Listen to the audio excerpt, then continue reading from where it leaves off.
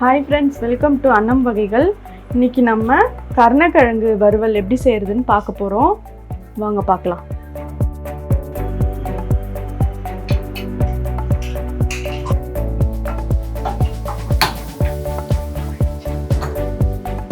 கடாய் வச்சுட்டு நல்லா கடாய் சூடு ஏறட்டும்.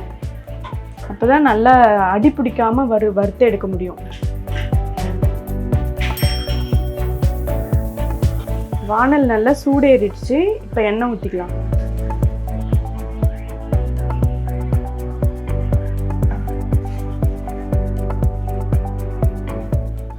எண்ணெய் நல்லா காஞ்சிருச்சு. இப்போ கடுகு போடலாம்.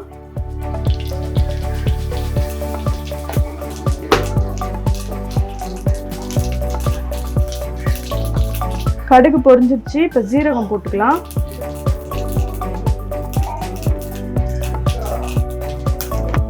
மஞ்சத்தூள், வறுமிளகாத்தூள் கொஞ்சம். வறுமிளகாத்தூள் போட்டால் தான் காரத்துக்கு நல்லாயிருக்கும், டேஸ்ட்டாக இருக்கும். கருணக்கிழங்கு போட்டுடலாம். கருணக்கிழங்கு கட் பண்ணும்போது நிறைய கையெலாம் எரியும். நிறைய பேருக்கு அரிக்கும்னு சொல்லுவாங்க. அந்த அரிப்பு இல்லாமல் பண்ணுறதுக்கு கையில் நல்லா கை ஃபுல்லாக தேய்ச்சிக்கோங்க. தேய்ச்சிட்டு கருணக்கிழங்கு கட் பண்ணுங்கள். அப்போ அரிப்பு இருக்காது கையெல்லாம்.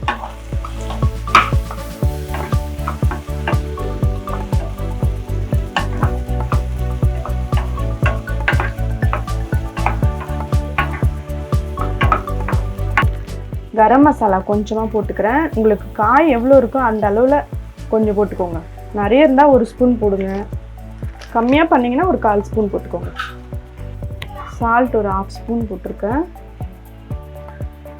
நல்லா இதை பரட்டிக்கிட்டே இருங்க. கருவேப்பிலை போட்டிருக்கேன். இப்போது இதை நல்லா பரட்டி விடுங்க. இது ரொம்ப சிம்பிள் டிஷ்ஷு தான். காலைல ஸ்கூலுக்கு டைம் ஆயிடுச்சுன்னா இல்லை எதுனா அர்ஜென்ட்டாக செய்யணுன்னா இது மாதிரி வாங்கி கடகடன்னு செஞ்சிடலாம்.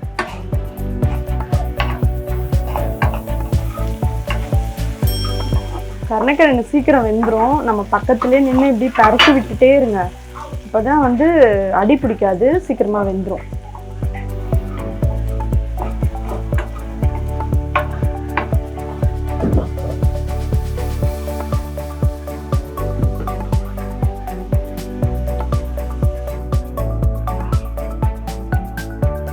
கருணக்கிழங்கு ரெடி ஆயிடுச்சு, நல்லா வெந்துருச்சு.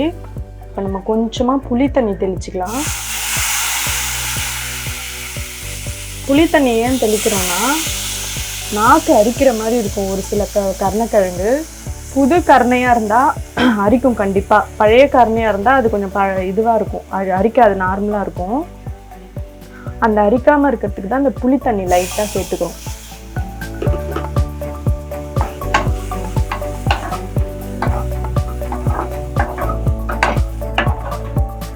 புளி தண்ணி சேர்த்தா டேஸ்ட்டாகவும் இருக்கும், நம்மளுக்கு நாக்கும் அரிக்காது.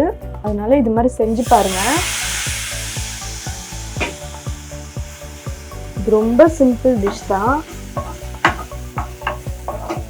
ஸ்கூல் போகிற பசங்களுக்கு காலைல லஞ்ச் பண்ணிவிட்டு இது செஞ்சு கொடுங்க. புளி தண்ணி ஊற்றிட்டு ஒரு 2 பரட்டிடலாம்.